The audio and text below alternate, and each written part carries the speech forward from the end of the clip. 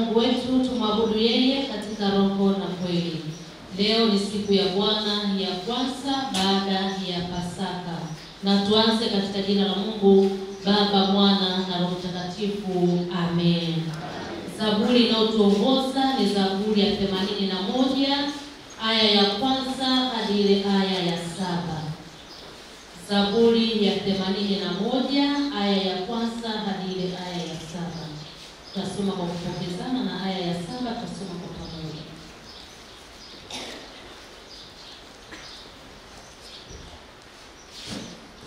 Mwimbieni Mungu nguvu zetu nyimbo za furaha. Shangilieni Mungu wa Yakobo.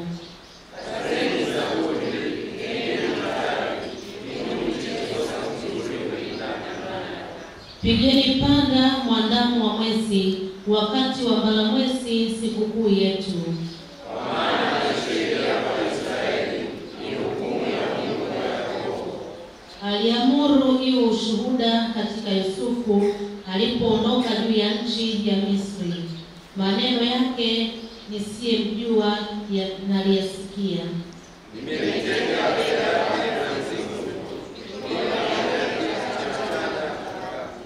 katika shida uliniita, nikakuokoa. Nalikuitikia katika sitara ya ndani, nalikujaribu kwenye maji ya milima. Amen. Tuombe.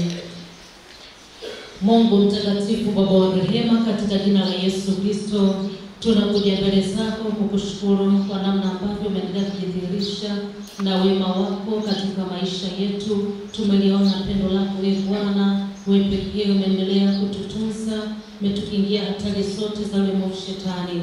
Tunakushukuru kwa kibali ambacho umetupa kuingia nyumbani mwako, kuendelea kukuabudu wewe katika roho na kweli. Asante kwa ajili ya watoto wetu hawa, tunawakabidhi mikononi mwako, tukikiri ya kwamba tunasema asante kwa namna ambavyo umeendelea kuwa pamoja nao na wameendelea kuwa na afya njema kiroho, kimwili na kiakili. Hata wale ambao wanapitia changamoto mbalimbali, bado mkono wako wenye nguvu na uwezo uko juu yao Bwana, na wamefika katika ibada hii kwa ajili ya kukuabudu wewe katika roho na kweli, kujifunza kutoka kwako Bwana.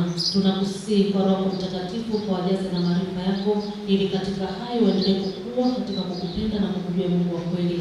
Katika jina la Yesu Kristo tunakushukuru kwa ajili ya walimu wao. Tunakusihi endelea kuwatumia vile upendavyo Bwana, ili jina lako liendelee kuhimidiwa na kutukuzwa milele. Asante kwa ajili ya wazazi na walezi, tunaendelea kukusihi hekima yako na maarifa yako ya kimbingu yakiendelea kuongoza siku zote. Katika jina la Yesu tunaomba na kuwakabidhi mikononi mwako. Amen. Washirika tuketi. Watoto wazuri, pokeeni baraka za Bwana. Bwana akubarikie na kukulinda. Bwana akuangazie uso wake na kukufadhili. Bwana akutukuze wake na kukupa amani, kwa jina la Baba na Mwana na Roho Mtakatifu. Amen. Tunawatakia ibada njema. Karibuni kwa yakuu. Bwana amefufuka, tuimbe haleluya, haleluya, tuimbe kweli kafufuka. Ni siku ya tatu ilivyoandikwa, kaburini hayumo, Yesu kafufuka. Mauti kayashinda.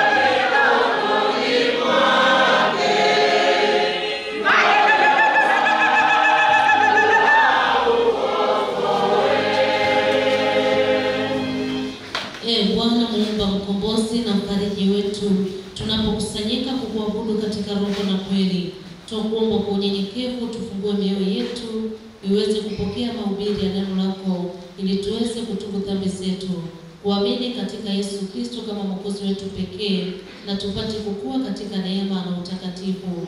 Utusikie kwa ajili yake. Amen.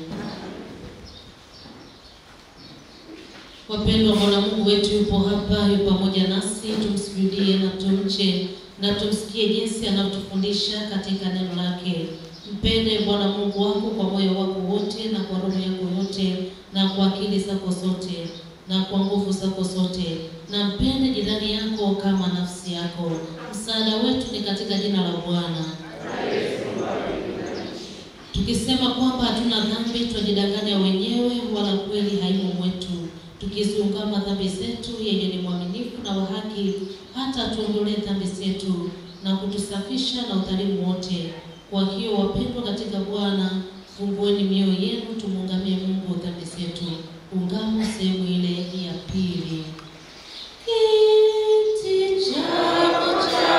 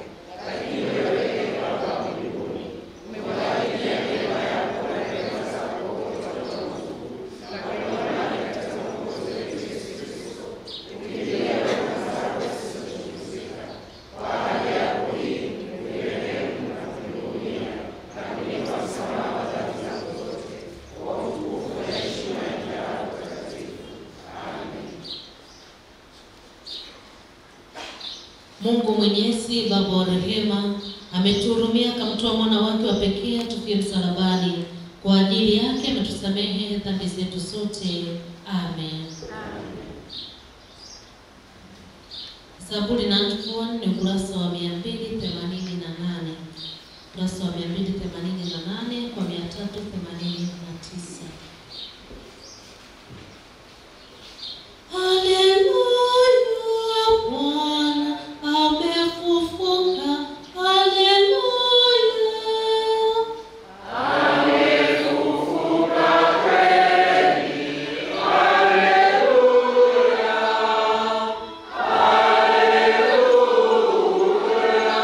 Sauti ya furaha na wokovu imo hemani mwa wenye haki.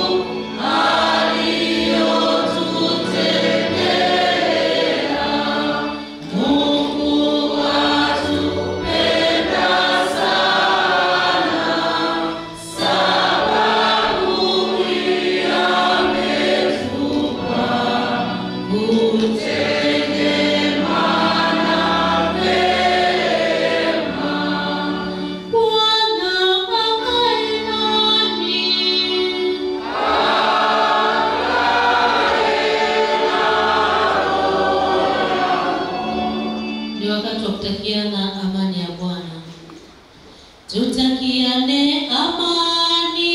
Tutakiane amani. Amani ya Bwana.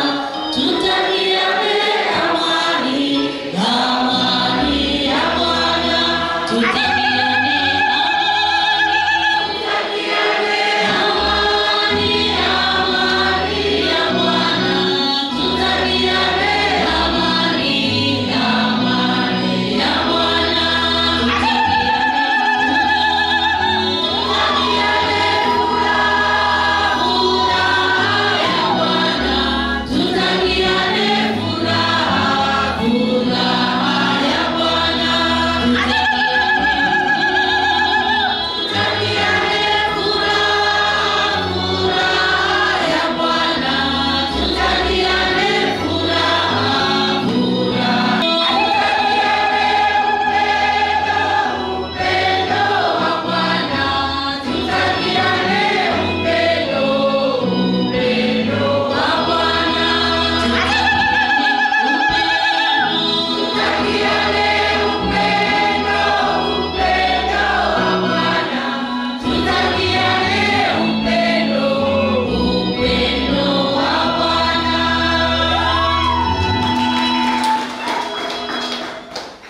Leo ni siku ya Bwana ya kwanza inayofuata Pasaka kama watoto wachanga.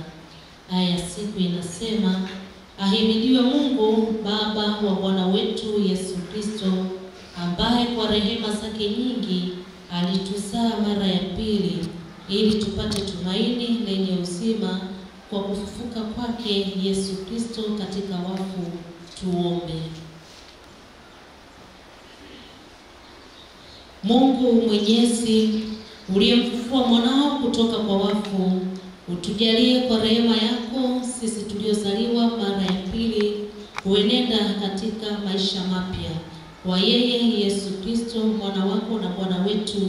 Amen. Na tusikie somo letu la kwanza takalosomwa na mzee wa kanisa aliyeandaliwa. Amina. Nasoma kwanza kutoka waraka wa Paulo kwa Warumi, waraka wa Mtume Paulo kwa Warumi, sura ya kwanza mstari wa kwanza hadi wa 7. Waraka wa Mtume Paulo kwa Warumi, sura ya kwanza mstari wa kwanza hadi wa 7. Nasoma kwa uwezo wa Roho Mtakatifu. Amina. Paulo, mtumwa wa Kristo Yesu, aliyeitwa kuwa mtume na kutengwa aihubiri Injili ya Mungu, ambayo Mungu amekwisha kuiahidi kwa kinywa cha manabii wake katika maandiko matakatifu, yaani habari za mwanawe aliyezaliwa katika ukoo wa Daudi kwa jinsi ya mwili, na kudhihirishwa kwa uweza kuwa mwana wa Mungu kwa jinsi ya Roho ya utakatifu, kwa ufufuo wa wafu, Yesu Kristo Bwana wetu, ambaye katika yeye tulipokea neema na utume, ili mataifa yote wapate kujitiisha kwa imani kwa ajili ya jina lake, ambao katika hao ninyi mmekuwa wateule wa Yesu Kristo. Mstari wa 7. Kwa wote walioko Rumi, wapendwao na Mungu, walioitwa kuwa watakatifu, neema na iwe kwenu na amani tokayo kwa Mungu Baba yetu na kwa Bwana Yesu Kristo. Hilo ndilo neno la Mungu. Neno la Mungu ni taa ya miguu yetu na mwanga wa njia zetu. Iendelee kutuangazia popote tupitapo. Haleluya. Haleluya.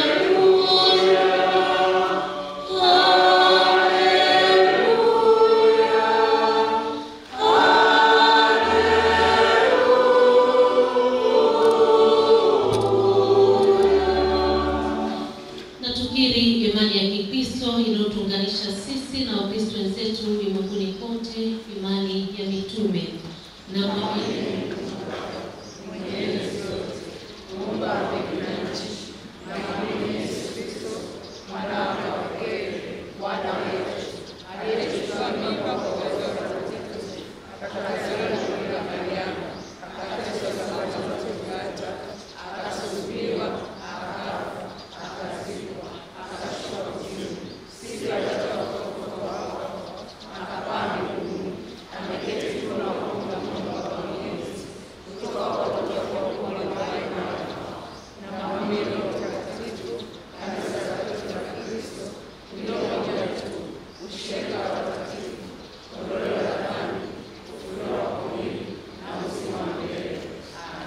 Washirika tuketi.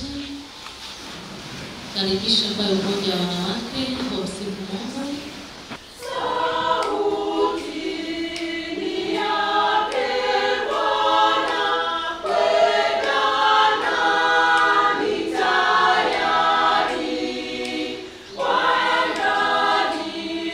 Bwana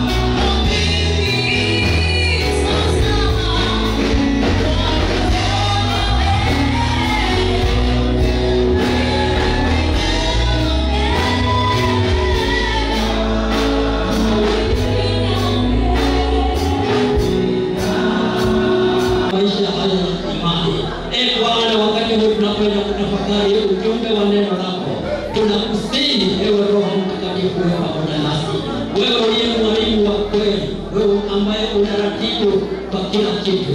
Tunakusihi Bwana ukaanze pamoja nasi.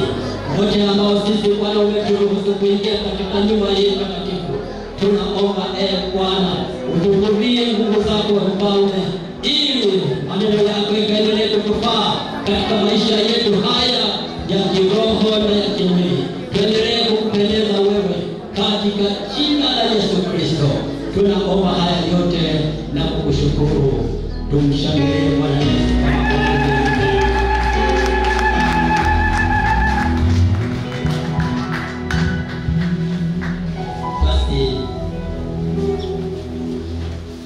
Neno ambalo tumepewa kwa siku hii ya leo tunalipata kwenye Injili ya Luka mtakatifu mlango wa 24.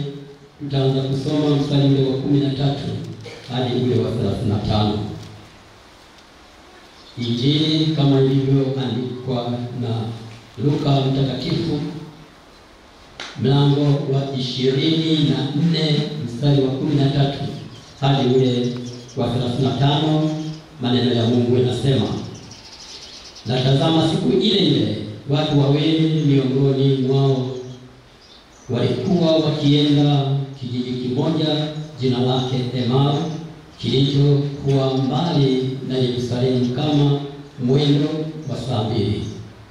Nao walikuwa wakizungumza wao kwa wao habari za mambo hayo yote yaliyotukia. Ikawa katika kuzungumza na kuulizana kwao, Yesu mwenyewe alikaribia akaandamana nao. Macho yao yakafichwa wasimtambue. Akawaambia, ni maneno gani hayo mnayosemezana hivi mnapotembea? Wakasimama wamekunja nyuso zao. Akajibu mmoja wao jina lake Kleopa, akamwambia, je, wewe peke yako umgeni katika Yerusalemu hata huyajui yaliyotukia humo siku hizi? Akawauliza, mambo gani? Wakamwambia, mambo ya Yesu wa Nazareti, aliyekuwa mtu nabii, mwenye uwezo katika kutenda na kunena mbele za Mungu na watu wote. Tena jinsi wakuu wa makuhani na wakubwa wetu walivyomtia katika hukumu na ya kufa, wakamsulubisha. Nasi tulikuwa tukimtumaini ya kuwa yeye ndiye atakaye wakomboa Israeli. Zaidi ya hayo yote, leo ni siku ya 3 tangu yalipotendeka mambo hayo. Tena wanawake kadha wa kadha wa kwetu walitushtusha, waliokwenda kaburini asubuhi na mapema wasiuone mwili wake. Wakaja wakasema ya kwamba wametokewa na malaika waliosema kwamba yu hai. Na wengine waliokuwa pamoja nasi walikwenda kaburini wakaona vivyo hivyo kama wale wanawake walivyosema, ila yeye hawakumwona. Akawaambia, enyi msiofahamu, wenye mioyo mizito ya kuamini yote yaliyosemwa manabii, je, haikumpasa Kristo kupata mateso haya na kuingia katika utukufu wake? Akaanza kutoka Musa, manabii wote, akawaeleza katika maandiko yote mambo yaliyohusu yeye mwenyewe. Wakikaribia kile kijiji walichokuwa wakienda, naye alifanya kama anataka kuendelea mbele. Wakamshawishi wakisema, kaa pamoja nasi kwa kuwa umekujwa na mchana unakwisha. akaingia ndani akakaa nao. Ikawa alipokuwa ameketi nao chakulani, alitwaa mkate, akaubariki, akaumega, akauwapa. Yakafunguliwa macho yao, wakamtambua. Kisha akatoweka mbele yao. Wakaambiana, je, mioyo yetu haikuwaka ndani yetu hapo alipokuwa akisema nasi njiani na kutufunulia maandiko? Wakaondoka saa ile ile, wakarejea Yerusalemu, wakawakuta wale 11 wamekutanika, wao na wale waliokuwa pamoja nao, wakisema, Bwana amefufuka kweli kweli, naye amemtokea Simoni. Nao waliwapa habari ya mambo yale ya njiani na jinsi alivyotambulika nao katika kuumega mkate. Amen. Naomba tukae. Ambacho kinaenda sambamba na masomo ambayo tumesoma kuanzia Zaburi, somo lile la kwanza mpaka hili, kinasema kwamba Yesu ajifunua kwetu. Yesu ajifunua kwetu. Ndugu zangu, kujifunua ni kama kitu kilichofunikwa au kitu kilichofungwa ili kisiweze kuonekana, kisiweze kushuhudiwa, kisiweze kutumika. Kwa hiyo kila anayepita anapita, lakini hawezi kujua kwamba kumefunikwa na kwamba kimefungwa kitu gani. Hivyo Yesu aliyekuwa anatembea kwa miaka yote na watu na wanafunzi wake akijifunua sehemu mbalimbali, lakini watu na taifa na dunia ilikuwa haifahamu kwamba huyu ambaye walio naye ni nani.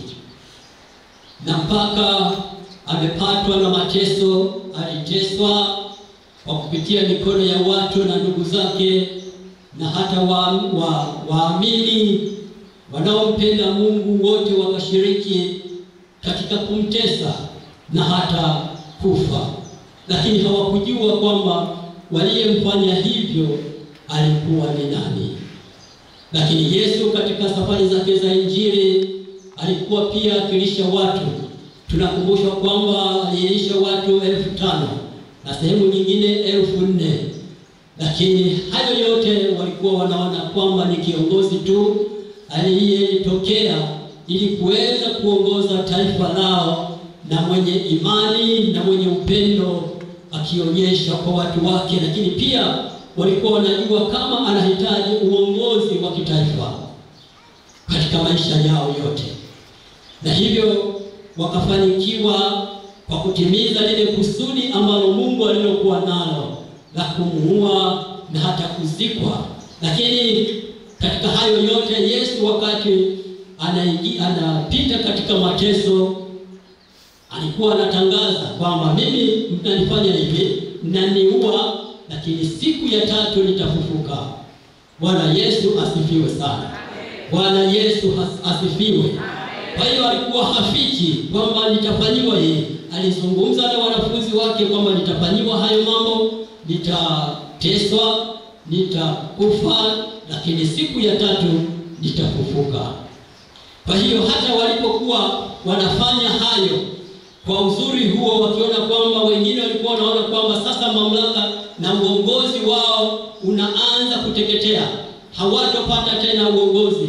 Maana mtu mwema, mtu wa amani ambaye anapenda watu wake hata na kuwalisha na kuwasikiliza, kuwahudumia mambo mbalimbali, watashika. Wale ambao walikuwa wanashika vibaya, wale ambao walikuwa wanaongoza vibaya katika uongozi wa kitaifa, walikuwa na wasiwasi na uoga huo. Kwa hiyo wengine mioyo yao iliinuka kwa njia ya kumchukia walimuona kwamba ni mtu ambaye amekuja kuchukua uongozi wa kitaifa. Na hivyo walipofanikiwa kutimiza lile kusudi la Mungu, basi wakaona kwamba hayo mambo yameisha. Ukisoma kwenye Injili ya Mathayo, Injili ya Yohana, utaona kwamba makuhani waliweka kizuizi kwamba huyu mtu alikuwa anazungumza kwamba tutakapofanyia jambo hili siku ya 3 atafufuka. Kwa hiyo wanafunzi walitumwa maaskari kwenda kulinda lile kaburi, kwenda kulilinda, kuzuia kwamba yule asifufuke Bwana wetu Yesu Kristo. Lakini kilichotokea, kitu cha ajabu, ni kwamba Bwana Yesu amefufuka. Kitu kilichotokea cha ajabu, Bwana Yesu amefufuka. Lakini wale makuhani walienda tena kuwakalisha chini wale maaskari kwamba ni kweli jambo hili limefanyika, lakini msiseme kwamba amefufuka, kwa sababu uwezo ule wa kwanza, taarifa zile za kwanza zitakuwa kubwa kuliko hizi ambazo mtakazoenda kuzitangaza ninyi. Kwa hiyo waliwapa pesa ili kuwazuia kwamba wale maaskari wasitangaze habari ya kufufuka. Na hiyo ipo mpaka hivi leo. Unapoenda kutangaza habari kwamba Yesu amefufuka, mwingine anafananisha na watu wengi waliokufa, wengine wanafananisha na wanyama, wengine wanafananisha kwamba ni kifo ndio mwisho wa ubishi, ndio mwisho wa jeuri, ndio mwisho wa kila kitu. Kwa hiyo hata unapotangaza habari hizi za kufufuka kwa Bwana Yesu, wapo ambao wanaobisha. Wengine wamekuwa ni Wakristo wenzetu, hawaamini hata kama wanakuja kanisani kila siku, lakini bado hiyo fumbo la kusema kwamba Yesu amefufuka bado halijakaa katika fahamu na hata kushuka katika imani ya mioyo yao.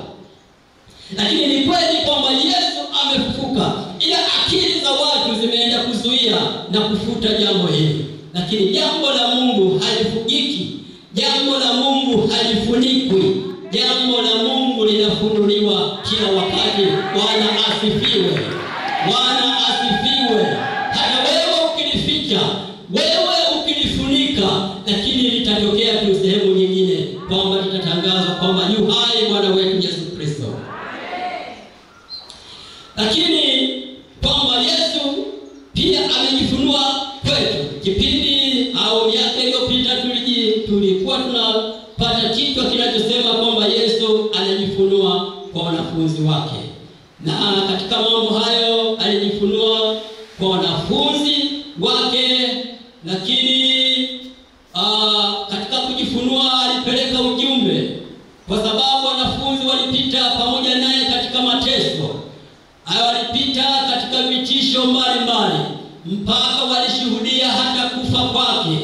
Kwa hiyo tendo la kufufuka kwake Bwana wetu Yesu Kristo, wanafunzi pia nao walikuwa na mashaka. Walijifungia sehemu moja wakihofia kwamba ile roho iliyomuua Bwana wetu Yesu Kristo, ile roho iliyomuua kiongozi wetu, kwamba watakuja kutumaliza hata sisi. Kwa hiyo walikuwa katika hofu hiyo.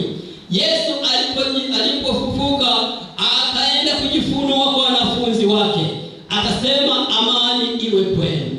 Kwa hiyo aliwarudishia amani, akisema amani iwe kwenu. Bwana Yesu asifiwe sana. Na hivyo ndivyo hata sisi tunapoambiwa, ambao wengi tumetishwa, tuko katika vizuizi mbalimbali, tumefungwa katika mambo mbalimbali, katika mambo ya magonjwa, wakati mwingine magomvi, changamoto nyingi za maisha. Lakini leo Yesu Kristo anajifunua kwetu sisi tukiwa kama wanafunzi, akitamka amani iwe kwenu, amani iwe kwenu. Bwana Yesu asifiwe sana. Lakini leo tunaambiwa pia kwamba Yesu amejifunua kwetu, akija na kusema na habari hii ya hao watu walioenda shamba kule kunapoitwa Emau. Katika safari yao hawakufikiria maisha. Hawakuwa wanazungumza habari ya kusengenya. Hawakuzungumza habari nyingine zozote za changamoto nyingine. Lakini katika safari mwanzo na hata kuendelea na safari, walizungumza habari za Yesu, waliyempenda sana, waliokuwa wanamtegemea. Kwamba sasa imekuwaje? Wameshamuua kiongozi wetu. Bwana Yesu asifiwe sana. Hiyo ndio habari ambayo walikuwa wanaenda wanaizungumza. Na katika habari hiyo na Yesu amejifunua, wao pasipo kujua. Wamefunikwa kabisa. Na Yesu anauliza, jamani, mnazungumza habari gani? Mbona inashangaza? Wakakasirikia, wakaona kwamba ni mmoja wa wale maadui, ni mmoja wa wale waliomuua Bwana wao Yesu Kristo. Biblia tuliyosoma nasema walikunja nyuso zao wakikasirika. Kwamba ni nini? Wakisema, wewe ni mgeni katika Yerusalemu hii, hujui yaliyotukia. Akasema, mambo gani jamani? Wakaanza kumhadisia.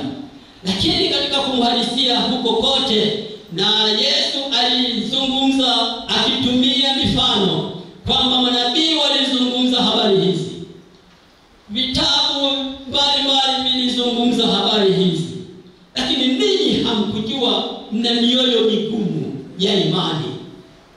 Bwana Yesu asifiwe sana. Bwana Yesu asifiwe. Na hapo kilichofanyika ndio hapo katika somo hili tuna mambo hayo mawili. Jambo la kwanza ni la kushawishi. Jambo la pili ni katika hilo neno. Kushawishi ni maombi. Kwa hiyo hawa walimuomba Bwana wetu Yesu Kristo pasipo kujua. Walimuomba wakimshawishi kwamba, Bwana tafadhali, sasa hivi ni usiku, tunakusihi Bwana uwe pamoja nasi, usiendelee na safari. Akakubali. Ni jambo muhimu sana ambalo kama kwa nyakati zile za wanafunzi wa Yesu, Yesu ameenda na ujumbe wa kuwatakia amani, kuwaondolea hofu, kuwaondolea uoga, kwamba kiongozi wao amerudi, yale ambayo yaliyokosekana sasa yatapatikana. Na leo anazungumza na hawa watu wa kwenda shamba na pamoja na sisi sote, kwamba hawa watu walifanya jambo kubwa zuri, wakamshawishi. Kushawishi ni maombi. Pale unapokaa kwa kung'ang'ania, usione kwamba unapoteza muda. Pale ambapo unapokaa kwa kumuomba Mungu, usione kwamba unaonekana mshamba. Usichoke, endelea kumuomba Mungu. Hilo ndio kumshawishi Mungu aendelee kufanya lile ambalo wewe unaomba. Kwa hiyo nakutia moyo ndugu yangu, nakutia moyo mtumishi wa Mungu, unapokaa kwa kumuomba Mungu, Mungu atajibu jambo lako. Na Mungu atajifunua kwako. Atashughulikia lile ambalo unalolikataa. Atashughulikia lile ambalo unahitaji. Utasonga mbele kwa namna hiyo ya maombi ambayo unayokaa. Usikate tamaa. Bwana Yesu asifiwe. Maombi ni wakati mwingine, maombi ni kitu chema kwa Kristo. Usikae tu bila kuwa na tabia ya maombi. Hawa ndugu zetu, kwa sababu wanajua, walikaa na kubembeleza. Maombi yanabembeleza. Bwana Baba yetu, katika jina la Yesu, wewe Mungu uliyeumba mbingu na nchi, mimi Bwana miaka kwa miaka, kwa sababu Biblia inasema usiombeni bila kukoma. Sasa hawa ndugu waliomba, kweli hawamfahamu, kweli hawatambui, lakini wakiona jua limesha, giza limeshasogea, uende wapi ndugu yetu? Uende wapi binadamu wenzetu? Kaa pamoja nasi. Lakini Biblia inasema kwa namna hii ya ufadhili wa namna hiyo, wengine wamekaribisha malaika. Kwa hiyo katika ufadhili huo, katika upendo huo, wamemkaribisha Yesu, wakapata faida. Alijifunua katika vyakula wanavyokula, wakapata ufahamu, kumbe ni yeye kweli Yesu Kristo. Kwa sababu hili jambo alilolifanya, alikuwa analifanya nyakati zile. Bwana asifiwe. Bwana Yesu asifiwe. Bwana Yesu asifiwe. Kwa hiyo mama yangu na baba yangu, usiache kumshawishi Mungu. Usiache maombi. Wale waombaji ambao wanaitwa waombaji, basi endeleeni kuomba. Na sisi wengine ambao hatuna majina hayo, hili jina haliko kwenye kikundi, bali jina hili ni la washarika wote. Sisi wote tunahitajika kuomba kwa lile ambalo unaona kwamba ni tatizo, kwa lile ambalo hujapata, lile ambalo linasumbua kwenye familia, lile ambalo linasumbua kwenye nchi. Piga magoti, omba, mshawishi Mungu aondoe, abariki, atakase, aponye, akuinue. Omba mtu wa Mungu. Lakini jambo lingine ni neno, kwa sababu hawa watumishi neno lilikosekana. Walikuwa tu wanazungumza lakini hawana misingi.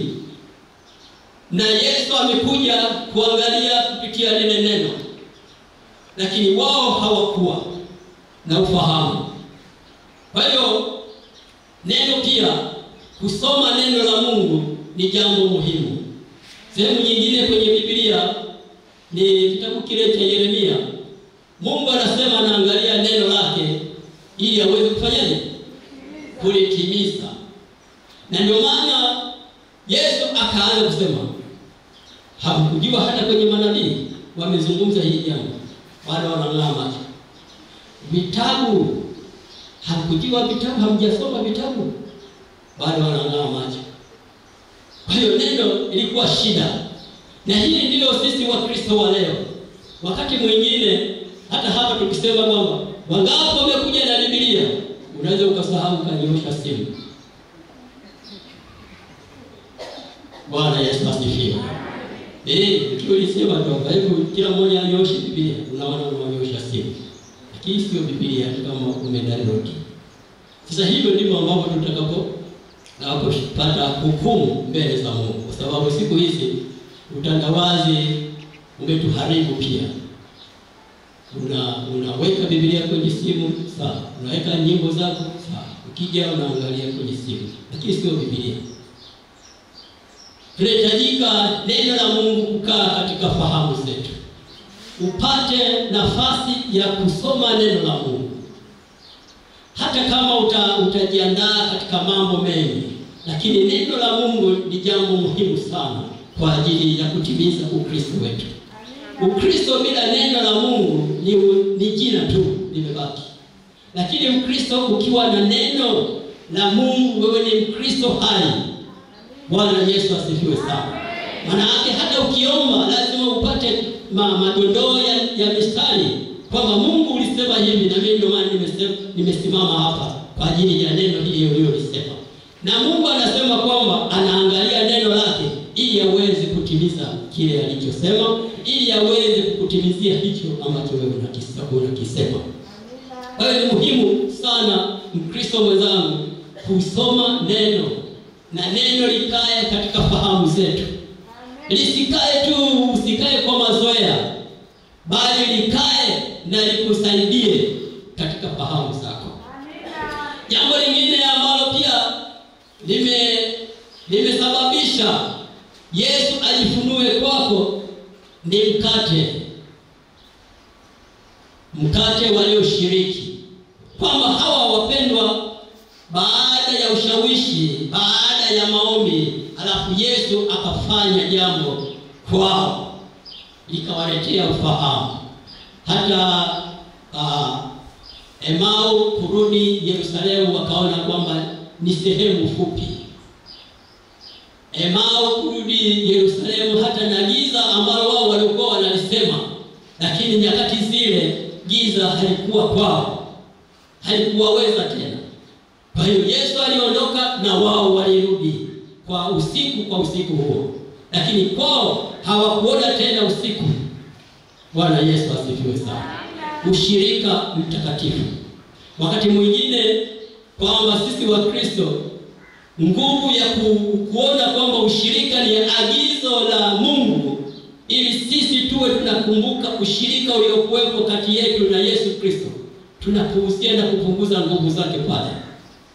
Kwamba tunapoenda kushiriki, unaweza ukaona mwingine hajafunga ndoa, anaenda anashiriki. mwingine hajabatizwa anaenda anashiriki, mwingine hivyo na maisha haya. Kwa hiyo unakuwa hivi, lakini nguvu ya ushirika unakuwa pale kwamba nguvu ya ushirika ni ya Yesu Kristo mwenyewe, ni agizo la Bwana wetu Yesu Kristo. Lazima wewe unaosogelea sakramenti hiyo takatifu ya Mungu ujiandae, uone kwamba liko jambo litafanyika katika maisha yako.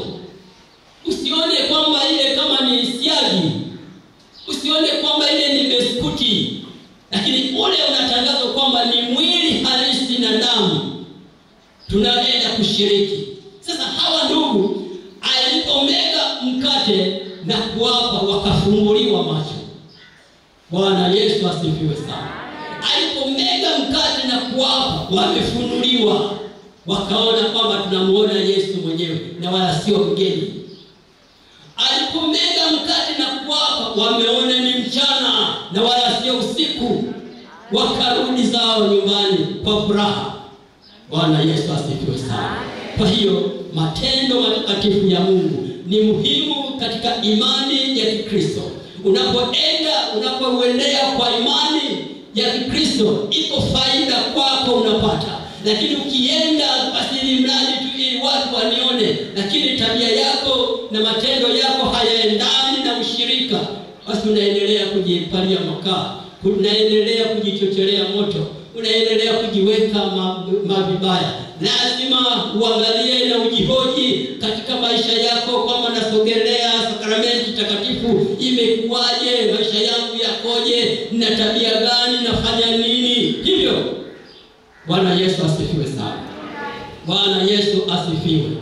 Kwa hiyo ni mambo hayo muhimu katika mafunuo ya Yesu Kristo kwetu sisi. Ni kwamba anahitaji tufahamu neno la Mungu kwa kiwango kikubwa sana. Anahitaji kwamba sisi tuishi maisha ya maombi, ya ushawishi, maombi ya kutia moyo, kumvuta Yesu Kristo aingie kwetu. Lakini lazima akute na wewe unaishije. Bwana Yesu asifiwe sana. Bwana Yesu asifiwe. Lakini pia jambo hili ni jambo la kuzaliwa mara ya pili. Pale Nikodemo aliuliza swali kwenye Yohana mlango wa 3 kwamba mtu anawezaje kuzaliwa mara ya pili, arudi tena tumboni? Lakini jambo kubwa ni kwamba ni kumwamini Bwana Yesu kwa kiwango kikubwa, kuishi maisha ya Yesu Kristo, kutambulika kwamba maisha yako Mungu ayatambue na kujivunia kwa ajili ya maisha yako. Huko ndiko tunaweza kupata neema kubwa sana ambazo zilizofunuliwa kwetu sisi za kwenda kuishi na kumpendeza Bwana wetu Yesu Kristo. Lakini jambo lingine ni alichokifanya hapa ni juu ya ukarimu. Amefanya ukarimu hawa ndugu wa kiwango kikubwa, waliyemjua na wasiomjua. Lakini ndio kama nilivyotangulia kusema, kwa kufanya hivyo wengine wamekaribisha malaika, ambao sasa hawa watu wa Emau wamekaribisha Bwana Yesu. Kwa hiyo ni jambo kubwa la kiimani, ukarimu katika familia zetu. Ukarimu unahitajika ukae ndani ya mioyo yetu. Kwa namna ya kufanya hivyo, ndivyo hapo ambapo tunaweza kukaribisha hata malaika. Ndugu zangu wapendwa, Yesu Kristo amejifunua. Katika kujifunua kwake amefunua neema yake ili iweze kuwa katikati yetu. Neema ya upendo, neema inayoondoa laana. Amejifunua ili sisi tuwe karibu na Mungu, tusiwe yatima, tusiitwe yatima tena, tuitwe watoto wa Baba ambaye ni Mungu aliyetuumba sisi kwa uwezo mkubwa. Kwa hiyo kujifunua kwake ni kutupa sisi uwezo wa Sehemu nyingine amesema kwamba ninyi si yatima tena. Bwana Yesu asifiwe sana. Kwa hiyo sisi si yatima. Hata kama Yesu amekufa, Yesu amefufuka, lakini sisi tunaye Baba ambaye ndiye Mungu aliyeumba mbingu na nchi. Kwa hiyo ni jambo la kuendelea kusonga mbele, kifua mbele, kwa sababu Mungu bado yuko pamoja nasi. Kwa hiyo alitusogeza karibu kwa namna hii ya ufunuo. Kwa hiyo amefunua mambo yaliyo mazuri, mambo ya sifa, amefunua imani yenye uhai. Kwa hiyo kama kaimani kamekuwa dhaifu, sasa Yesu amefufuka. Kwa kufufuka kwake ameonyesha kuleta nguvu ya kiimani. Kwa hiyo unapokuwa katika maisha, maana yake kwamba usitegemee, usihofu, usishindwe na jambo lingine lolote. Mungu yuko pamoja na sisi. Bwana Yesu asifiwe sana. Bwana Yesu asifiwe. Tusimame.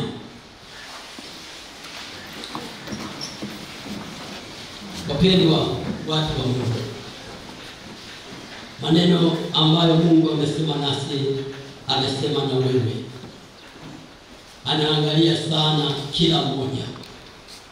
Sisi tulio wengi, lakini Mungu anaangalia mmoja baada ya mwingine, kwamba sisi tunaishije majumbani mwetu, sisi tunakaaje, imani yetu ikoje.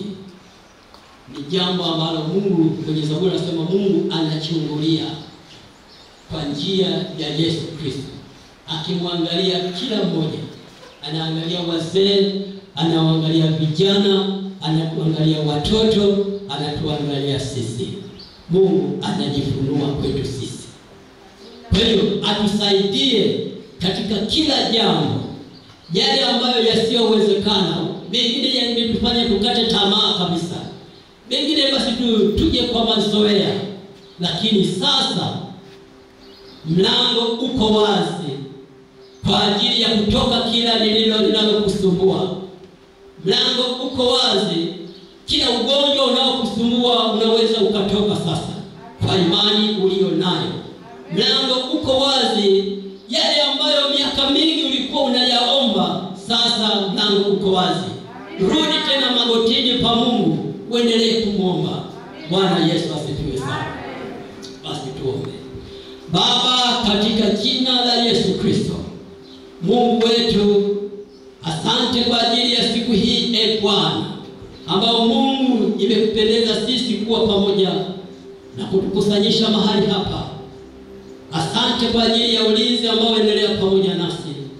Asante kwa ajili ya neno lako kwa siku hii ya leo, kwamba Mungu unahitaji tuishi maisha ya kujua na kuwa ndani ya neno lako, ili tunaloliomba tuweze kufanikiwa.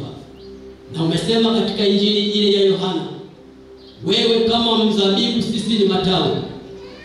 Bila kukaa ndani yako, sisi hatuwezi kupata na kufanya chochote kile. Hivyo umejifunua ili kuturudishia uwezo wa kufanya jambo lolote. Baba, tunaendelea kunyenyekea kwako, nikimleta kila mmoja, mama yule na baba yule. Mungu wa mbinguni mwenye huruma, mimi kama mtumishi wako siwezi kujua chochote, lakini hivi ninavyosema, Mungu unatembea na kuona watoto wako ambao uliowatoa katika pande nne za dunia, kuwaleta mahali pako hapa patulivu, ili uweze kuwahudumia. Ninakusihi kwa jina la Yesu Kristo, wote ambao Mungu walokuja, wengine wana magonjwa, wengine wenye mahitaji mbalimbali, lakini mimi siwezi kujua. Mungu wa mbinguni, pita kwa ajili ya kuwahudumia kila mmoja kwa jina la Yesu Kristo. Wale wanaoumwa Bwana, lakini wapo katikati ya ibada hii, lakini Mungu mwenye nguvu, sasa pita, mguse kila mmoja kwa jina la Yesu Kristo. Mguse kila mmoja Bwana. Guse baba yule, guse mama yule, guse kijana yule. Mrudishie Mungu afya. Mungu wa mbinguni, ondoa nuksi, laana za kila mmoja Bwana. Fungua milango, fungua ajira Mungu, wale ambao hawajaji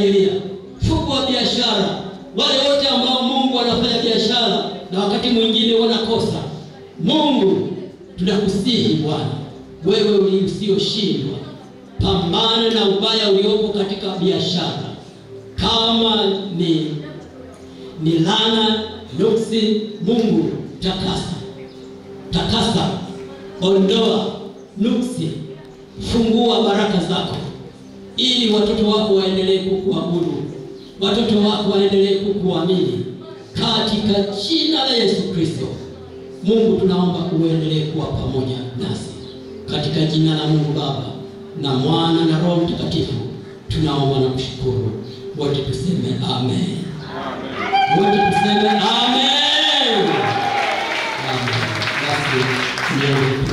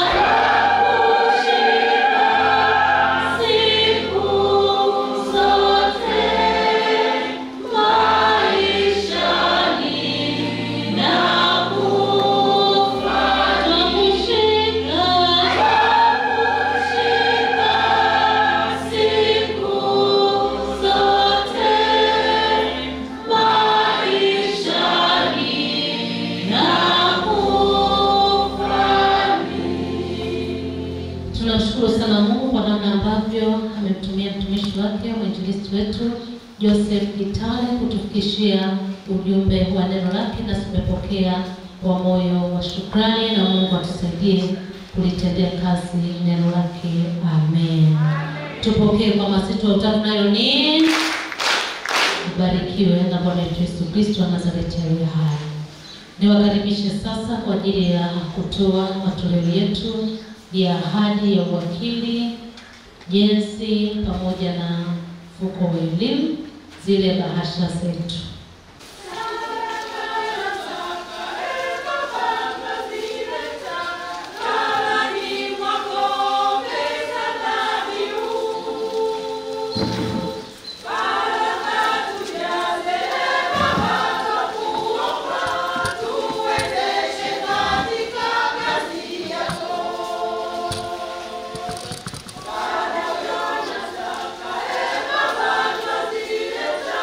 Bye.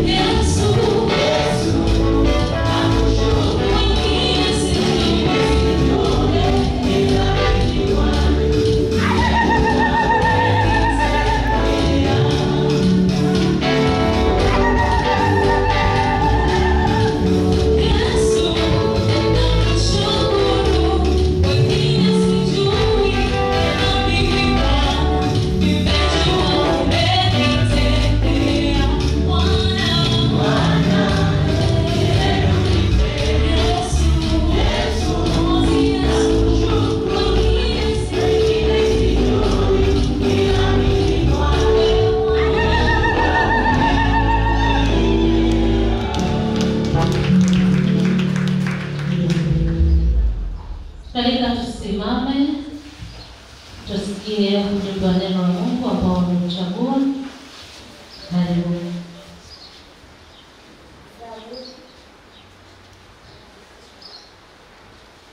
Nitasoma Zaburi 28 mstari wa 6 mpaka 8. Na ahimidiwe Bwana, maana amesikia sauti ya dua yangu. Bwana ni nguvu zangu na ngao yangu, moyo wangu umemtumaini, nami nimesaidiwa. Basi moyo wangu unashangilia, na kwa wimbo wangu nitamshukuru. Bwana ni nguvu za watu wake, naye ni ngome ya wokovu kwa masihi wake.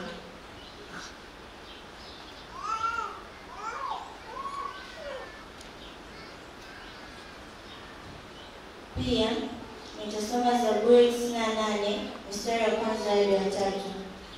Mwimbieni Bwana wimbo mpya, kwa maana ametenda mambo ya ajabu. Mkono wake wa kuume mwenyewe, mkono wake mtakatifu umemtendea wokovu. Bwana ameufunua wokovu wake machoni pa mataifa, ameidhihirisha haki yake. Amezikumbuka rehema zake na uaminifu wake kwa nyumba ya Israeli. Miisho ya dunia imeuona wokovu wa Mungu wetu. Amen. Amen. Tuombe. Mungu wetu na Baba yetu wa mbinguni, katika jina la Yesu Kristo, uliyejaa nguvu, uliyejaa uweza, uliyejaa mamlaka yote, tazama watoto wako hawa wako madhabahuni kwako, wana kumbukumbu za kuzaliwa ndani ya mwezi huu wa 4. Wengine wana matukio ya kufunga ndoa ndani ya mwezi wa 4, wengine kubatizwa, wengine kupata ajira, wengine Mungu mtakatifu alipita katika mapito magumu, ukapata kujidhihirisha mwezi wa 4 miaka iliyopita. Baba mtakatifu, pamoja na mengine mengi ambayo sikuweza kuyataja, lakini watoto wako hawa wanatambua nafasi yako ya kwamba si kwa nguvu zao, si kwa uwezo wao, bali ni kwa neema yako Bwana. Ni wewe pekee uliyewapigania, ni wewe pekee uliyewatetea, ni wewe pekee uliye sababu ya wao kuishi hapa duniani.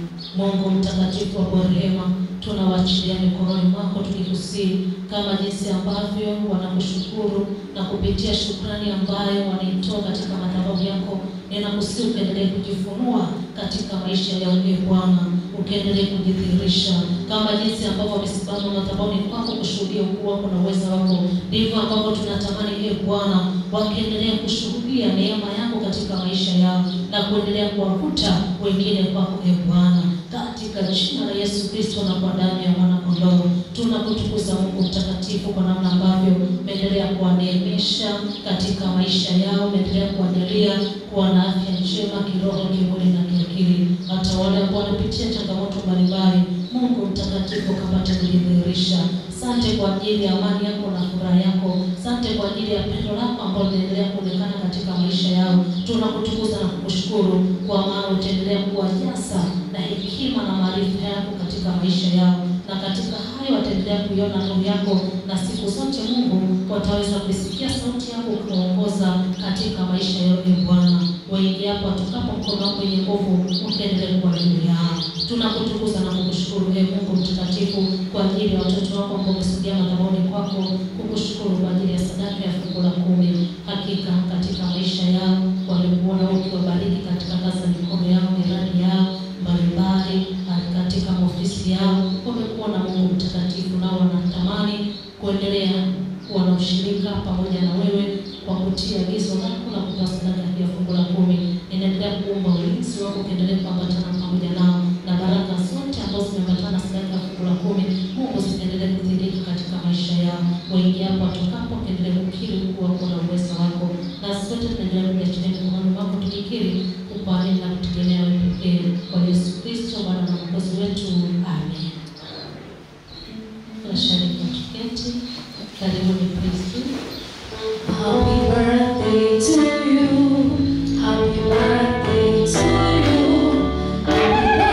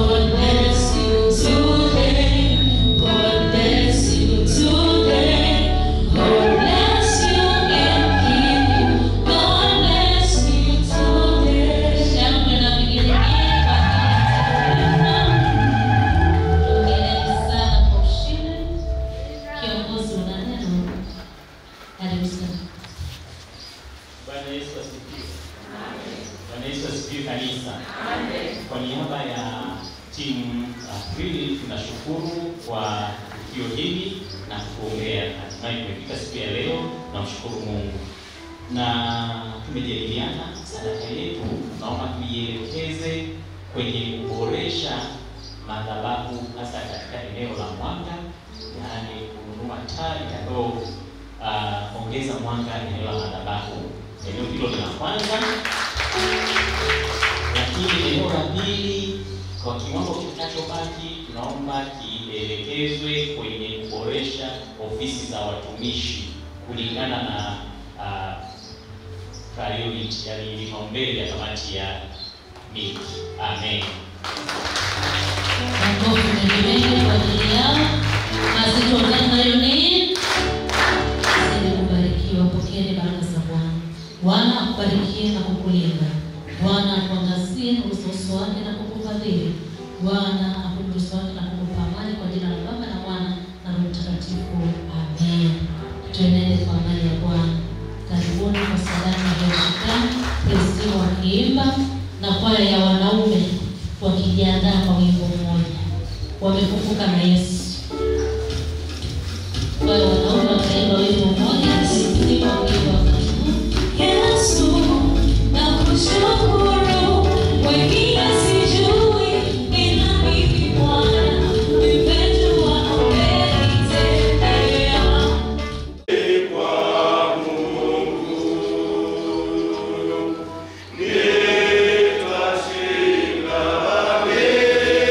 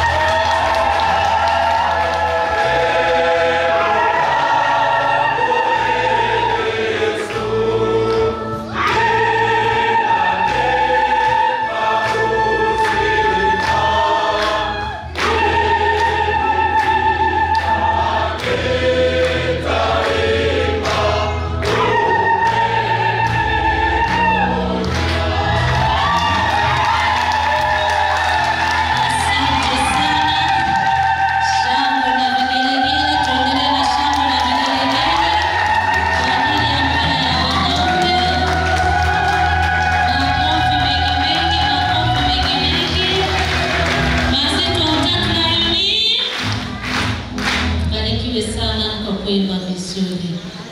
Salamu Yesu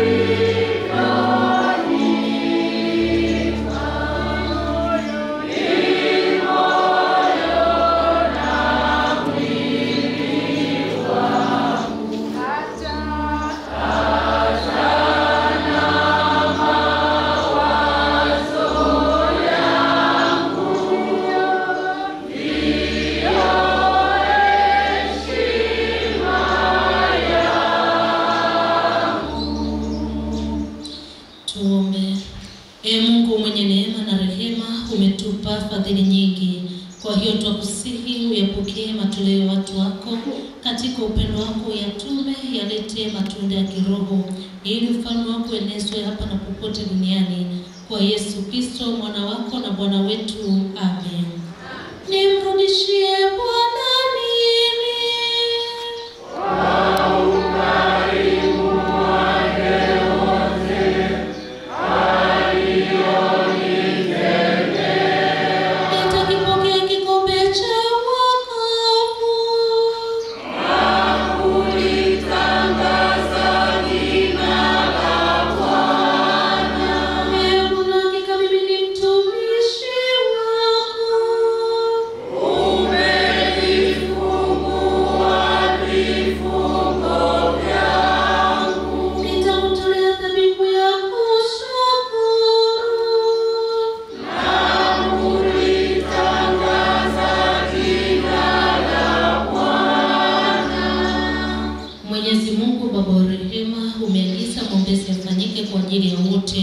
Twakuomba uliongoze kanisa lako takatifu ili lidumu na kukua katika umoja na ushuhuda wake ulimwenguni mote, imani yetu izidi.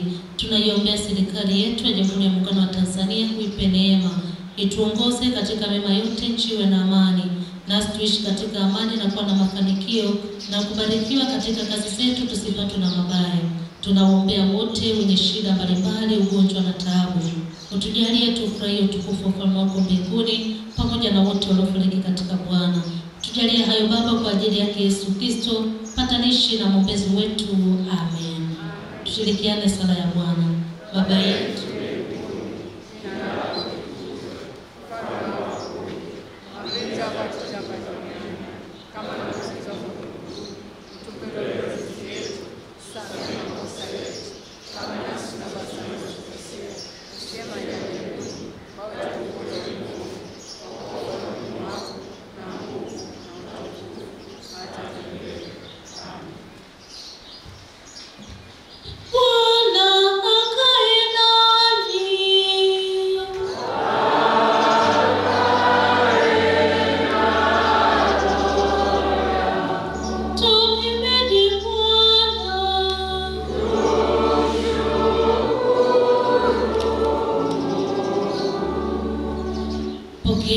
baraka za Bwana ninyi nyote mnaomcha na kumtegemea.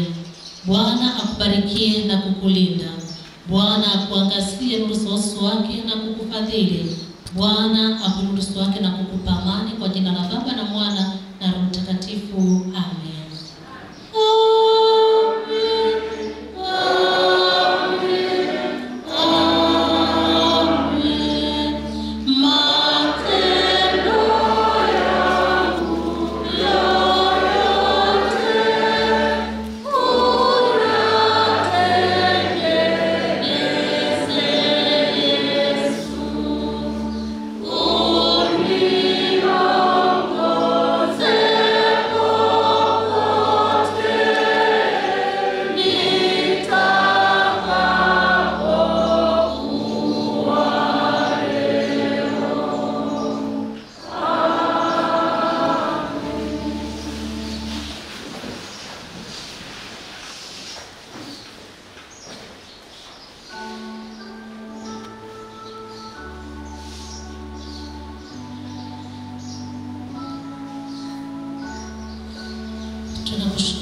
kwa kuwa unasikia maombi yetu.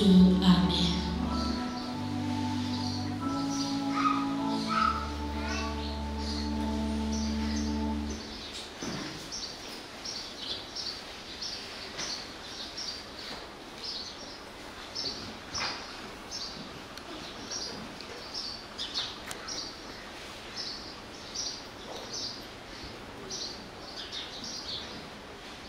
Tunamshukuru sana Mungu kwa kuwa pamoja nasi katika ibada hii toka tulipoanza na sasa tunakaribia kufika mwishoni mwa ibada yetu. Nashukuru sana kwaya kuu, kwaya moja wanawake, kwaya ya wanaume pamoja na Kristimu kwa huduma yenu njema. Mungu endelee kuwabariki sana.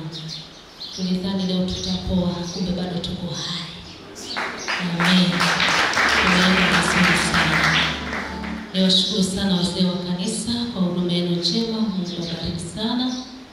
Na washirika wote kwa kuikumbuka siku ya Bwana na kuitakasa, mmebarikiwa. Amen.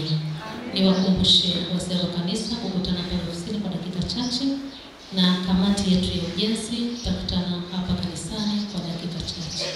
Niwakaribishe kwenye fellowship saa 10 jioni. Yaani saa 10 jioni ya leo ni fellowship. Kuna saa 10 mahali fulani. Kwa sasa wewe utachagua saa 10 ya kanisani au saa 10 ya kule mahali. Amen. Tunapotoka pale nje kumalizia ibada yetu, wimbo namba 109. Wimbo namba 109, tumsifu Mungu enzi.